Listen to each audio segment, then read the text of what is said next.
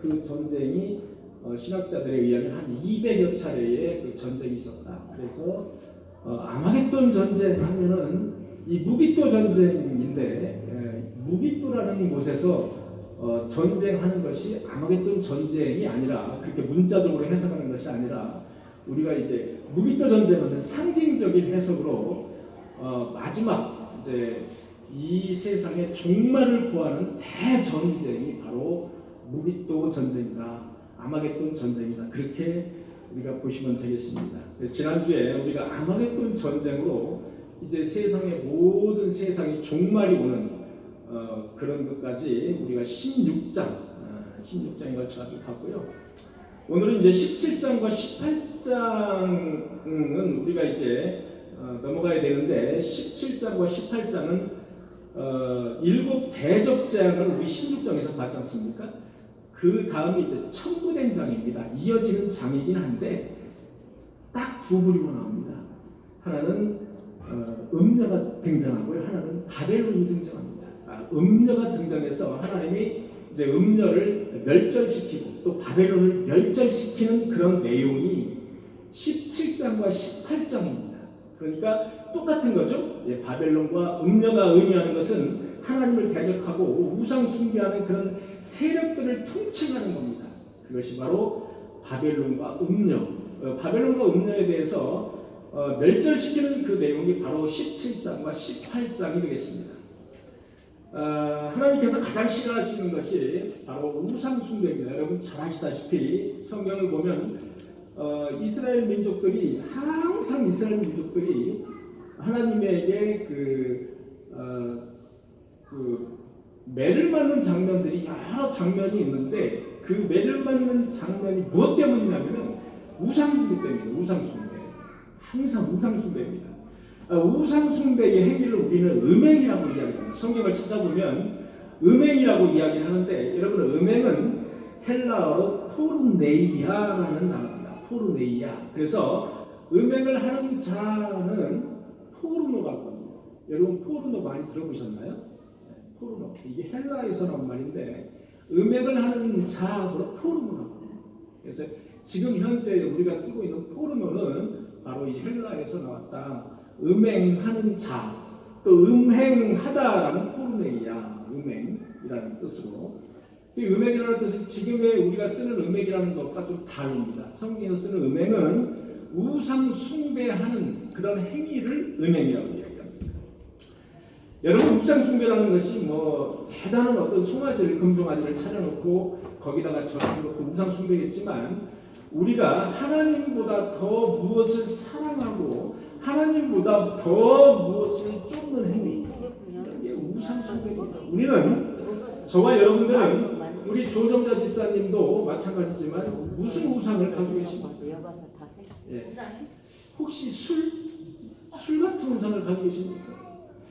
여러분 그 술의 우상을 가지고 계신 분들이 상당히 많다는 사실 아시죠?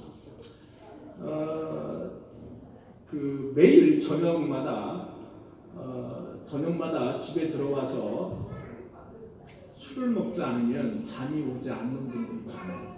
여러분 남편을 출근시키고 매일 낮에 술판을 벌이는 가정주부들이 여러분 많다는 사실 알고 계시죠? 상당히 많은 걸로 알고 있습니다. 또 남자도 퇴근하고 나서 집에 와서 술과 맥주를 섞어서 한 서너 잔 이상 먹지 않으면 잠을 이루지 못하는 그런 술 중독에 빠져 있는 그게 다 우상입니다. 우상. 자녀라고 하면은 막 벌벌벌벌 떨어가지고 또 돈이라고 하면은 벌벌벌 떨죠. 직장이라고 하면은 그냥 이렇게 우리의 판단과 우리의 기준이 하나님보다 더 훨씬 더 가치 있고 중요하게 생각하는 것, 그게 우상덩어리라고 보시면 되겠습니다. 사실은 저나 여러분들이나 살다 보면 별게 아닌 것을 그거를 가지고 그렇게 일생 동안 움켜쥐느라고 고생을 한 거죠. 별게 아닙니다. 사실 그것이 다 우상덩어리다 이겁니다. 하나님보다 더 신뢰하고 더 믿는 것, 내 주먹을 그렸으면 내 주먹이 우상이라는 겁니다. 그것이 바로 음행이라는 거예요. 그것이 바로 음행입니다. 자, 여러분 요한계시록 17장을 보니까 이런 말씀이 있더라고요. 음녀가 앉아있는 물이란 그런 말씀이 있어요. 음녀가 앉아있는 물이라는 그런 말씀이 있었어요. 여러분 음녀는 바벨론과 똑같은 뜻이라고 했죠. 하나님을 대적하면서 우상 숭배를 일삼는 그런 세력들을 통칭한다고 했죠. 음녀가 앉아있다, 물 위에 앉아있다 이런 이야기는 음녀가 세상에 상당한 영향력을 가지고 앉아있는 모습을 비유적이고 상징적인 그런 모습으로 기록하고 있는 그런 것이 바로 음녀가 앉아있는 음녀가 물 위에 앉아있다 이런 상징적이고 비유적인 표현을 하고 있습니다. 하늘 군대를 이끌고 이제 재림하시는 예수님께서는 마침내 사탄을 정복하시는 전쟁을 이제 벌이십니다. 그것이 바로 우리는 여기 보시다시피 이제 아마겟돈 전쟁이라고 합니다. 이 아마겟돈 전쟁에서 패배한 사탄은 영원히 유황 불못에 던져온다고 말하고 있습니다. 요한계시록 여러분 조그맣게 읽으셨죠? 19장 20절에 영원히 불못에 던져온다. 여러분 불못은 그냥 뜨거운 그냥 장작불이 아닙니다. 불못은 파란색이라는 그런 유황 불못입니다. 그런 불못에 산채로 던져온다. 그렇게 성경을 기록하고 있습니다. 산채. 죽여서가 아니고 우리가 이제 오해하지 말아야 될 것이 그까짓 거 유황불에 던지우면 잠깐 한 1분 30초면 기절하고 죽는데 그때 그건 죽으면 그만이죠. 천만의 말씀입니다. 우리는 둘째 사망, 쉽게 해서 유황불에 던져지는 둘째 사망에는 죽지 않습니다. 우리 영혼과 우리가 지금 죽으면은 다시 부활을 하게 되죠. 그리고 우리 영혼이 같이 신비체로 만나서 천국으로 정말로 가서 이제 영생을 할지 아니면 지옥에 영혼이 떨어질지를 결정한다 이겁니다. 그 결정할 때 죽은 채로 가는 것이 아니라 기절하는 것이 아니라 거기에는 죽음이 없다고 했습니다. 거기에는 죽음이 없다. 산채로 가는 겁니다. 전부 다. 산채. 그게 특징이라고 볼 수가 있습니다. 자, 이제 19장에서 22장은 여러분 이제 이것을 다 한꺼번에 어떻게 요약할 수는 없습니다만 어쨌든 천국 혼인잔치 그리고 예수 그리스도의 재림 또 하늘 나라 이런 것을 다 이제 묘사하고 있는 겁니다. 어떤 재앙, 나팔재앙, 무슨 대접재앙 이런 재앙이 아니라 이제부터는 정말로 이제 하나님께 경배하고 하나님께 이제 찬양하는 모습들, 하늘 나라를 묘사하는 모습들, 예수 그리스도께서 재림하시는 모습 이런 것들이 그려져 있다 이겁니다. 그래서 오늘은 주로 예수 그리스도의 재림하는 모습에 대해서 집중적으로 여러분과 함께 보려고 합니다. 여러분 요한계시록 4장을 보니까 예수 그리스도께서 일곱 인을 떼시기 전에 무슨 장면이 나오냐면 하나님께 찬양하는 장면이 요한계시록 4장에 나옵니다. 그런데 19장에 여러분들 보니까 이제 모든 재앙이 종료되는 시점이거든요. 종료되는 시점에서 다시 한번 하나님을 찬양하는 대목이 나옵니다. 이렇게 4장, 요한계시록 4장 그러니까 재앙이 심판이 시작되기 바로 전에 하나님을 찬양하고 찬미하는 그런 장면이 24장로 또 천사들 이런 이제 그런 부류들이 하나님께 경배하고 찬양하는 장면이 나오는데요. 이제 다 끝났어요. 재앙이 심판이 다 끝나고 19장에 가니까 다시 하나님을 찬양하는 장면이 나오더라 이겁니다. 자, 그래서 요한계시록 4장에 여러분들 이제 보니까 뭐라고 나오냐면 4장 9절에 보니까 네 생물들이 보좌에 앉아서 여러분 네 생물은 여러분 알고 계시죠? 이제 여러 번 반복했으니까 네 생물 네 생물은 여러분 하나님의 명령을 받아서 수행하는 그런 아주 한마디로 등급이 있는 천사라고 보면 되겠습니다. 천사 중에서 등급이 있는 아주 그런 천사들이라고 보면 되겠습니다. 그 네 생물들이 보좌에 앉으사 세세토록 살아계시는 이에게 영광과 존귀와 감사를 돌릴 때에 24장로들이, 여러분 24장로는 뭐라고 그랬죠? 구약의 12지파와 신약의 12제자를 합친 신구약을 합쳐서 우리가 하나님께 선택받은 백성들을 이제 24장로라는 상징적으로 표현을 했다, 그렇게 보시면 되겠습니다. 이게 이제 우리가 이제 익히 많이 들었는데 딱 뭐라고 얘기하려면 이해는 하겠는데 뭐라고 얘기하기가 어려운 그런 대목들을 여러분들에게 지금 자꾸 말씀을 계속해서 드리는 겁니다. 지금 뭐 내생물이다, 24장로다, 이건 24장로들이 보좌에 앉으신 이 앞에 엎드려 세세토록 살아계시는 이에게 경배하고 자기의 관을, 자기의 면류관을 보좌에 드리며 이르되 영광과 존귀와 권능을 받으시는 것이 합당하오니, 하나님께 이렇게 24장로와 네 생물들이 엎드려서 하나님에게 경배하는 장면들이 요한계시록 4장에 나옵니다. 자, 이제 요한계시록 19장에 이제 다 심판이 종료되는 시점에서 다시 한번 하나님을 찬미하는 장면이 나온다 이겁니다.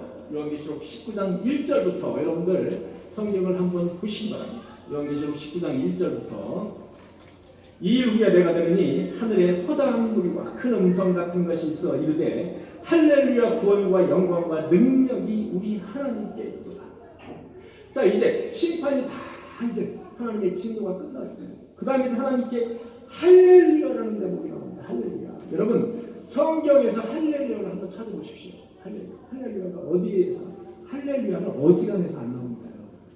할렐루야는, 여러분 할렐루야가 무슨 뜻이죠? 할렐루야는 제가 여러 번 강조를 했는데 이 용어를 여러분들이 정립을 이제 해놓으시는 것이 좋습니다. 여러분 할렐루야 이게 맞습니까? 할렐루야가 맞습니까? 할렐루야가 맞습니까? 세 가지 중에 1, 2, 3 선택하세요 빨리. 첫째 할렐루야, 둘째 할렐루야, 셋째 할렐루야. 어떤 거 같아요? 빨리 말씀하세요. 2번 할렐루야. 네, 그거 맞는 거 같죠? 예, 그렇게 우리들이 오해를 한다 이겁니다. 그래서 어떤 분이 또 할렐루야라고 했죠? 그것도 아니다 이겁니다. 그래서 할렐루야의 강조점은 야에 있습니다. 야, 할렐루야에 있다 이겁니다. 왜 할렐루야에 있느냐? 야는 야훼라는 말입니다. 하나님이라는 뜻이죠. 그래서 할렐루는 찬양하라. 할렐루야, 누구를 찬양하라?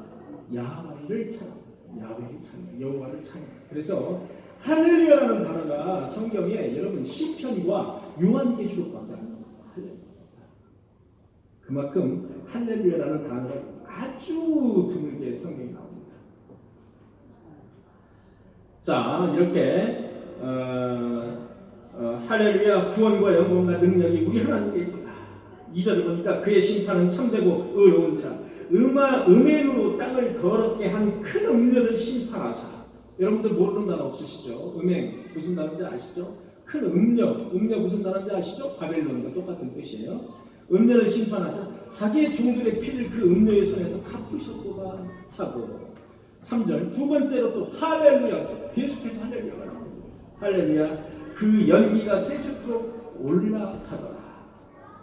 그 다음에 4절 보니까 또 24장로와 네 생물이 엎드려 보좌에 앉으신 이에게 경배하며 이르되 아멘 할렐루야. 이제는 이제 할렐루야를 떠나서 이제 아멘 할렐루야, 아멘 할렐루야, 아멘 할렐루야. 여러분 아멘이 무슨 뜻입니까? 아멘.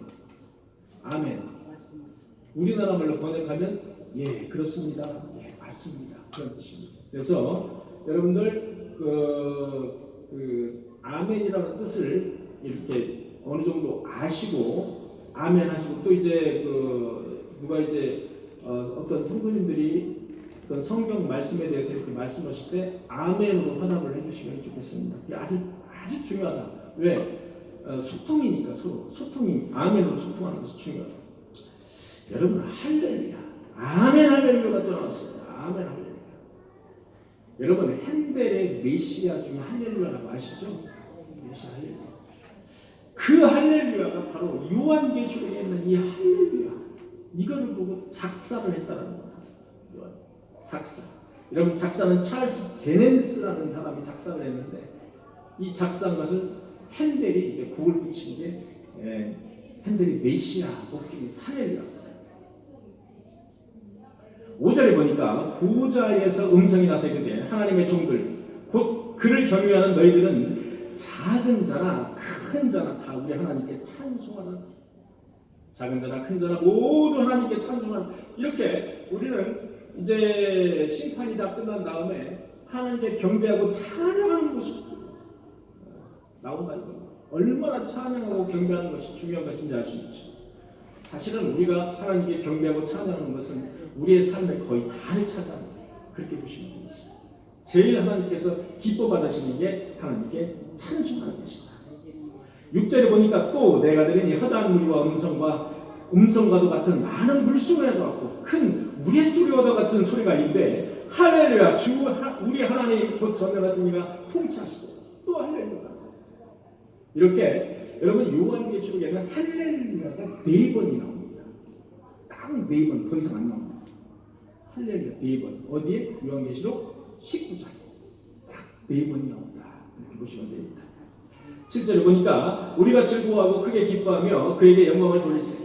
어린 양의 혼인기약이 이르렀고 그의 아내가 자신을 준비하였으므로. 자, 7절 요한계시록 19장 7절입니다. 우리가 즐거워하고 크게 기뻐하며 그에게 영광을 돌리세. 어린 양의 혼인기약이 이르렀고 그의 아내가 자신을 준비하였으므로. 이것을 사번역으로 제가 이제 보니까 이렇게 되어 있습니다. 어린 양의 혼혈잔치가 이르렀도다. 그의 신부가 이제 단장을 끝냈도다. 이 말입니다. 이 간단한 말을 약간 고어체로 우리가 개역개정에서 쓰기 때문에 약간 좀 못 알아들 때가 있습니다. 그래서 자 여기서 신랑과 신부라는 말이 나오죠. 여러분 신랑은 누구죠? 예수 그리스도입니다. 신부는 누구죠?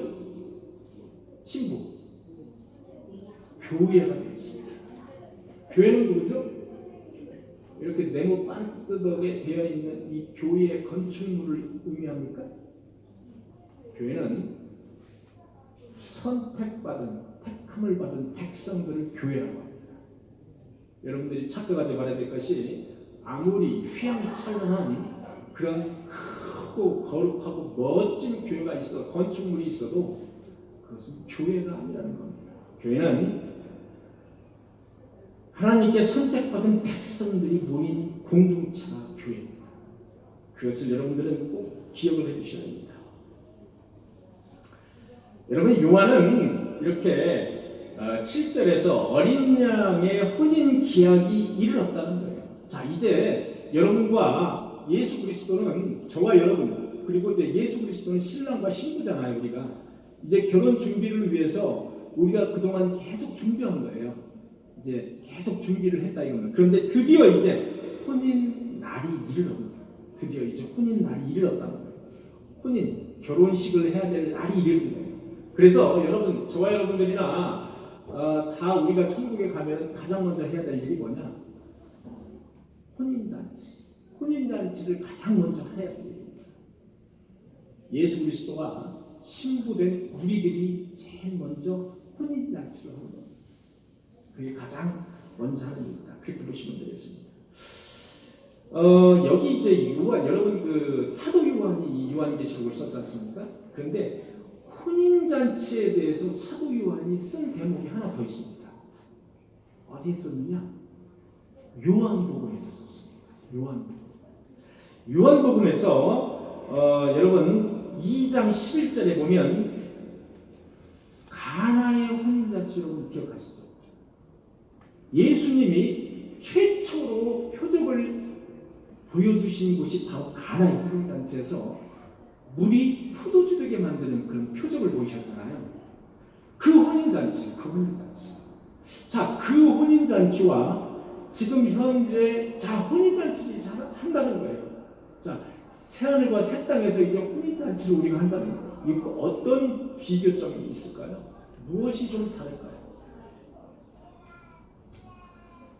제가 본 그 관점은 가나의 혼인잔치는 주관자가 예수님이 아니에요. 여러분, 주관자는 그 혼인잔치를 벌인 사람이에요. 그죠? 그런데 지금 현재 어린 양의 혼인날이 이르렀다라고 말하고 있는 7절에서의 혼인잔치는 주관자가 예수 그리스도예요. 신랑입니다. 주관자가. 그게 다른 점입니다. 여러분. 그래서 예수님은 천국의 혼인잔치를 벌이고 지금도 저와 여러분들을 초청하고 계십니다. 천국의 혼인잔치를 벌이고 저와 여러분들을 신도로 초청하고 계십니다. 과연 여러분들은 그 초청장을 받으셨는지, 초청장을 받고 계신지, 여러분들 수완이 다 하기 전에 그 초청장을 다 받으시는 저와 여러분들이 되시기를 간절히 소망합니다.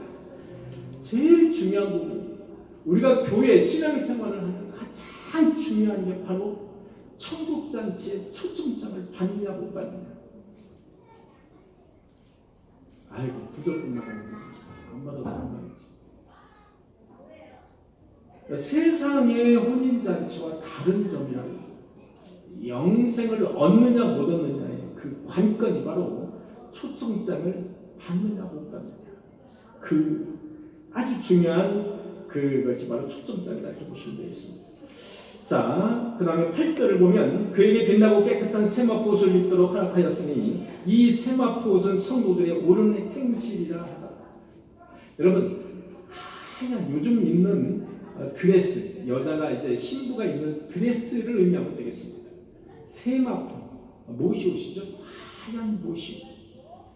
그것은 아무나 입는 것이 아니라 하얀 세마포 모시옷을 입었다라는 것은 상징적인 문자적인 그런 상징적인 의미고 문자적인 의미가 아닙니다. 우리가 무슨 또 하얀 천국에서 잔치할 때 혼인 잔치할 때 하얀 세마포를 진짜로 입는다는 뜻이 아니죠. 예수 그리스도의 그 보혈의 피로 빨아서 하얀 그 흰옷을 입는다는 것이죠. 쉽게 해서 모두 다 초청장을 받고 구원을 받은 백성들이다 이런 뜻을 가지고 있다고 보면 되겠습니다. 자, 9절에 보니까 천사가 내게 말하기를 기록하라. 어린 양의 혼인잔치에 청함을 받은 자들은 복이 있도다 하고 또 내가 말하되 이것을 하나님의 참되신 말씀이라 하기로. 아주 중요한 말씀입니다. 어린 양의 혼인잔치에 청함을 받은 자는 다 복이 있도다 하고 다 복이 있다 이겁니다. 자, 10절을 보니까 내가 그 발 앞에 엎드려 경배하려 하니 그가 나에게 말하기를 나는 너와 및 예수 그리스도의 증언을 받은 내 형제들과 같이 된 종이니. 예수 그리스도가 아니고 나는 종이라는 겁니다. 종이니 내게 전하지 말라 이겁니다. 삼가 그렇게 하지 말고 오직 하나님께 경배하라. 예수의 증언은 예수의 예언의 영이라 하더라.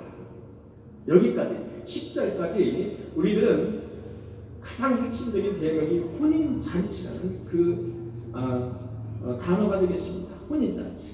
어린 양의 혼인잔치. 사랑하는 성도 여러분, 어린 양의 혼인잔치. 우리 모두 청함을 받는 것. 그래서 복되고 참된 성도들이 모두 되시기를 간절히 축원합니다. 자, 이제부터 11절부터 우리가 이제 봐야 됩니다. 11절부터. 자, 11절부터 보겠습니다. 자, 오늘날 많은 신학자들은 여러분들 예수님을 그냥 선생님 정도, 선생님, 도덕 선생님 정도, 이렇게 깨끗한 분, 말씀을 잘 가르치시는 분, 윤리 도덕적으로 깨끗한 분, 바른 분, 이런 분, 그 예수 그리스도의 이제 인성을 상당히 많이 강조하는 그런 경향들이 좀 있죠. 여러분, 예수 그리스도는 성부, 성자, 성령의 하나님이 되겠습니다. 성부 하나님, 성자 하나님, 성령 하나님 할 때 성자 하나님이 되겠습니다. 그래서 예수 그리스도는 곧 하나님이 되겠습니다. 그래서 우리가 예수님하고 부르거나 하나님하고 부르거나 부를 때의 그 명칭을 정확히 알고 우리가 명칭을 사용하면 좋겠어요. 그냥 무조건 하나님으로 통일하거나 무조건 예수님으로 통일하는 것은 바람직하지 않습니다. 어떨 때는 예수님이라고 부르는 것이 맞는 것이고 어떨 때는 하나님이라고 부르는 것이 맞아요. 그러나 삼위일체 하나님은 2000년 전에 이 세상에 오시지 않았으면 안 계시는 분입니까? 2000년 전에 이 세상에 예수 그리스도가 오셨는데 그 오시기 전에는 어디 계셨습니까? 그분은 예수 그리스도는 어디 계셨습니까? 삼위일체 하나님이십니다. 삼위일체 하나님으로 존재하셨고요. 이 세상의 천지 만물을 지으실 때 관여하신 분이에요. 왜 우리가 그런 것을 알 수 있냐면 여러분 창세기에 보면 우리가 이 세상을 창조하자. 우리가라는 말이 계속해서 나옵니다. 내가가 아니에요. 만약에 성부 하나님은 단독으로 창조하셨다면 내가라는 말을 썼을 거예요. 근데 요한 저기 말 창세기를 보면 우리가라는 말이에요. 우리가는 뭡니까? 복수잖아요. 우리가 성부, 성자, 성령. 그래서 애초부터 성자 예수 그리스도는 애초부터 2000년 전에 우리의 인간의 모습으로 태어나셨지만 그 전에 이미 하나님이신 분입니다. 성자 하나님, 삼위일체 하나님으로 모든 천지 만물을 창조하시는 데 관여하시고 역사하시는 분이에요. 단지 2000년 전에 우리의 죄를 대속하시기 위해서 인간으로 오셨을 뿐이에요. 사명은 바로 십자가에 달려 돌아가시는 사명입니다. 그 사명을 완수하시기 위해서 이 세상에 오신 분이 바로 예수님입니다. 그래서 우리가 잘못 생각하면 예수님은 사람으로만 생각할 수가 있어요. 사람. 그냥 인성이잖아요. 인성으로만 생각한다. 잘못 생각. 그러나 예수님은 인성과 신성을 완벽하게 갖추신 분이라는 사실을 저와 여러분들은 분명히 아셔야 됩니다. 여러분 450년경에 칼케톤 신조라는 것이 있는데 이 칼케톤에서 그 당시에 하도 우리 이단들이 5세기가 되겠습니다. 5세기에 하도 이단들이 뭐라고 얘기를 하냐면 예수님은 성경을 보니까 그때 신학자들이 성경을 보니까 예수님은 인간으로 최초의 인간으로 태어나서 이제 세례 요한으로부터 세례를 받고 난 다음에 거기에 성령이 비둘기같이 임하고 이러해서 어떤 신의 경지에 이르렀다. 그래서 하나님보다 하등한 그런 신이다 라고 생각을 하는 이단들이 주립을 이뤘습니다. 아리우스라는 그런 이단인데요. 이런 이단들 때문에 칼케톤 공회에서 공식적으로 이 아리우스를 정죄를 했습니다. 이단 정죄를 하고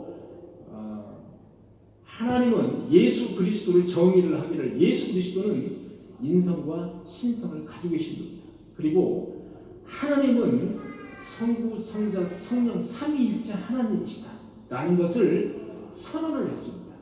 그게 바로 칼케톤 신조입니다. 그래서 그 이후에는 예를 들어서 그 이후에도 계속 지금도 이단들은 여러분 뭐라고 하는지 아십니까? 내가 예수의 영을 받아서 온 사람이라는 거예요. 동방에 지금 온 사람이라는 예수의 영을 받아서 왔다. 그리고 삼위일체 하나님을 부인하잖아요. 성부, 성자, 성령을 그 중에서 뭐 하나를 빠뜨리고 내가 그 사람이라는 거예요. 성부, 성자, 성령을 빠뜨리고 내가 성령이라는 거예요. 성령 하나님이라는 거예요. 그리고 성자 예수님의 영을 내가 받아서 왔다고 이야기를 하지 않습니까? 다 요즘도 이단들은 다 그렇게 생각하고 있어요. 그게 공통점이에요. 삼위일체 하나님을 부인하고 예수 그리스도의 인성과 신성을 부인하는 그런 교단들은 100% 이단이라는 것입니다. 100%.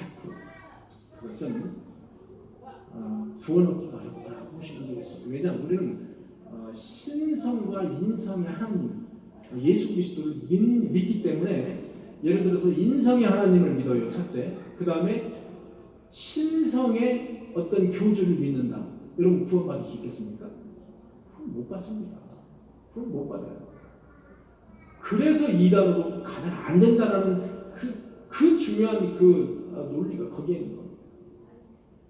예수 그리스도를 믿어요. 인간으로 예수 그리스도를 믿는다 이겁니다. 그런데 신성의 예수 그리스도를 믿지 않고 신성의 예수의 그 영을 입어서 온 교주를 믿는 거예요.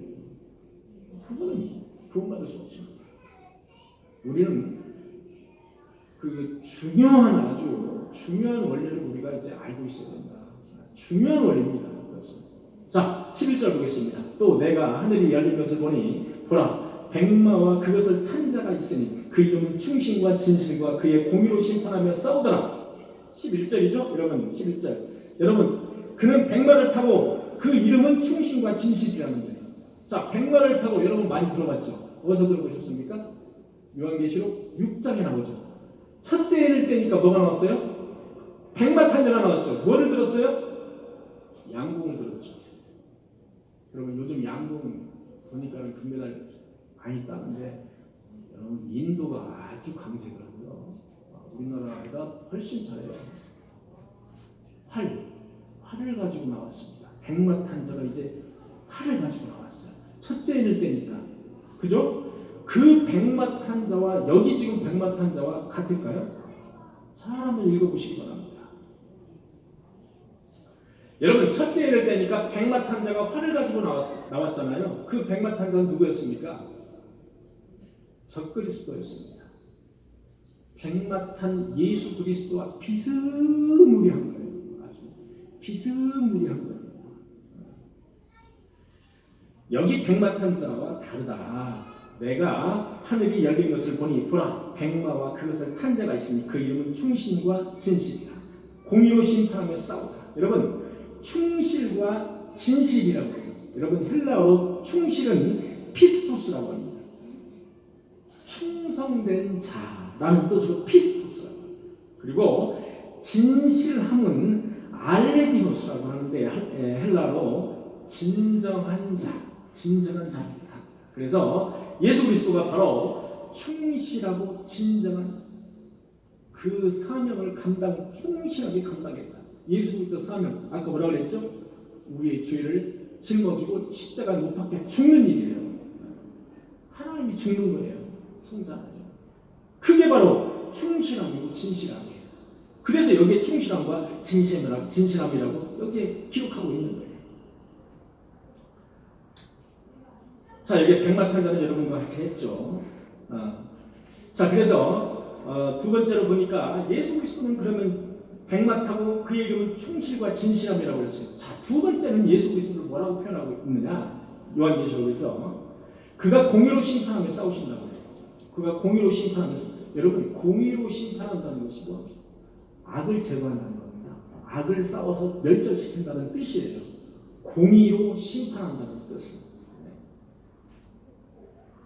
여러분 이사야 9장 7절에 보니까 그 정사와 평강. 우리 그 개혁개정은 이렇게 한문도 많이 섞여 있기도 하고요. 잘 우리가 쓰지 않는 단어를 많이 씁니다. 그래서 여러분 정사와 평강이라고 할 때 정사라는 단어를 딱 정사 이게 들어오지 않는 거예요. 여러분 정사라는 단어는 왕권이라고 보시면 되겠습니다. 왕의 권한, 왕권. 정사와 평강이 더함이 무궁하며 다윗의 왕자와 그의 나라에 군림하여 그 나라를 굳게 세우고 지금 이후로 영원히 정의와 공의로 그것을 보존하실 것이다. 만군의 여호와의 열심히 이를 이루시리라. 이사야 9장 7절의 말씀입니다. 그가 공의로 심판하며 싸우신다는 거예요. 그가 악을 제거하고 악의 세력과 싸우신다는 거예요. 여러분 여기서 예수님은 우리가 예수님을 보통 뭐라고 칭하냐면 사랑의 하나님이라고 칭하잖아요. 사랑, 무한한 사랑의 하나님. 그런데 한편으로는 공의의 하나님이세요. 여러분 그것을 오늘 느끼실 겁니다. 어느 정도의 공의의 하나님이라는 사실을 오늘 여러분들 느끼실 거예요. 어느 정도인지. 예수 그리스도는 사랑의 하나님이시다. 그 전제가 있습니다. 전제가 뭐냐? 공의의 하나님이라는 전제가 있어요. 예수 그리스도는 공의의 하나님이세요. 근데 전제가 있어요. 사랑의 하나님이라는 전제가 있어요. 이렇게 사랑의 하나님과 공의의 하나님은 떨어져 있는 것이 아니라 속성이 같습니다. 선택받은 백성만 사랑하시는 거예요. 결국은 악의 세력들은 처참하게 멸절을 시키는 장면이 바로 요한계시록 19장에 나옵니다. 심판날에 악의 세력들은 공의의 하나님이 심판을 하십니다. 공의의 하나님. 그래서 공의의 하나님이라고 표현을 했습니다. 그런데 선택받은 성도들은 한량없는 은혜와 사랑으로 구원하신다는 것이죠. 그래서 우리는 예수 그리스도를 표현할 때 사랑의 하나님 또는 공의의 하나님 이렇게 표현합니다. 여러분들 기도하실 때 은혜가 많으시고 자비가 많으신 하나님이라고도 표현하지만 공의의 하나님이라고 표현하시고 아주 중요한点공의의 하나님, justice, 공의.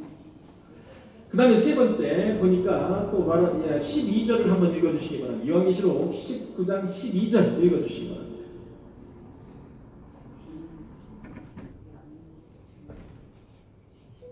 그 눈은 그 머리에는 많은 관들이 있고 또 이름 쓴 것 하나가 있으니 자기밖에 아는 자가 없다. 예, 됐습니다. 그의 눈은 뭐 같다고 그랬습니까? 불꽃 같고 이런 표현이 있습니다. 여러분 불꽃 같은 눈을 가지셨어요. 예수 그리스도께서. 이게 무슨 말입니까? 불꽃 같은 눈을 가지셨다는 거예요. 여러분 불꽃 같은 눈을 가지셨다는 말은 모든 것을 꿰뚫어 보신다는 뜻입니다. 불꽃 같은 불꽃의 눈을 가지신 게 아니에요. 불꽃 같은 눈을 가지신 거예요. 그래서 이것은 상징적인 표현입니다. 모든 것을 꿰뚫어 보신다는 거예요. 그는 불꽃 같고 머리에는 많은 관들이 있고 만왕의 왕으로서 영광을 지니고 계신다는 뜻을 머리에는 많은 관들이 있고 라고 표현을 합니다. 성도는 예수를 믿음으로 예수님으로 인해서 영생의 길로 우리는 들어갑니다. 비록 성도가 이 세상에 살 동안 영광을 맛보지 못할 수도 있어요. 이 세상에 살 동안 하나님을 믿으면서도 비천한 삶을 살 수도 있어요. 성도는. 그런데 성도는 신분이 다릅니다. 영생이라는 신분을 갖고 있습니다. 여러분 비행기를 타면 여러분 퍼스트 클래스 여러분 아시죠? 우등석. 여러분 퍼스트 클래스 타보신 적 혹시 있으세요? 저는 비즈니스까지는 타봤어요. 제대로도 못 탔습니다. 비즈니스 공짜로 탄 적이 있어요. 항공사에서 공짜로 타라고 거기 비었으니까 애들 같이 3명 딸려오니까 애들 같이 있으니까 거기 같이 타고 오라고 그렇게 항공사에서 연락이 와가지고 공짜로 탄 적이 있습니다. 제도도 그게 아니고. 여러분 비행기의 맨 앞자리에 보면 비행기의 맨 앞석에 보면 퍼스트 클래스 우등석이 있습니다. 우등석은 전체 비행기 손님들이 예를 들어서 300명이다. 오늘 비행기에 한 300명이 탄다 그러면 퍼스트 클래스에는 약 3%, 9명이 퍼스트 클래스에 탈 수가 있습니다. 퍼스트 클래스는 보통 가격이 비즈니스의 더블 정도 됩니다. 비즈니스는 이코노미의 한 3배나 4배 정도 되죠. 물론 다르긴 하지만 상당히 비싸서 우리 서민은 탈 수가 없다. 여러분 저와 여러분들은 바로 퍼스트 클래스 우등석에 예약을 한 손님들입니다. 여러분 많은 사람들은 여기에 우등석에 탑승할 수가 없어요. 저와 여러분들은 많은 사람들 중에 퍼스트 클래스 이 우등석에 예약되어 있는 사람들이에요. 신분이 다른 사람들이라고 보시면 되겠습니다. 여러분 여기 5만 원짜리 지폐가 있어요. 5만 원짜리 지폐가 빡빡한 게 있습니다. 5만 원짜리 지폐를 빡빡빡빡빡 뿌렸어요. 그래서 휙 하고 버렸어요. 저거 종이 쪽지라 휴지라서 집어가지 않을 사람이 있을까요? 5만 원짜리 지폐가 꾸기면은 만 원이 됩니까? 꾸긴다고 여러분 5천 원이 됩니까? 5만 원짜리가 똑같이 5만 원 똑같아. 여러분 5만 원짜리 지폐를 태웠어요. 여러분 태운다고 해서 5만 원짜리 지폐가 재가 됩니까? 그대로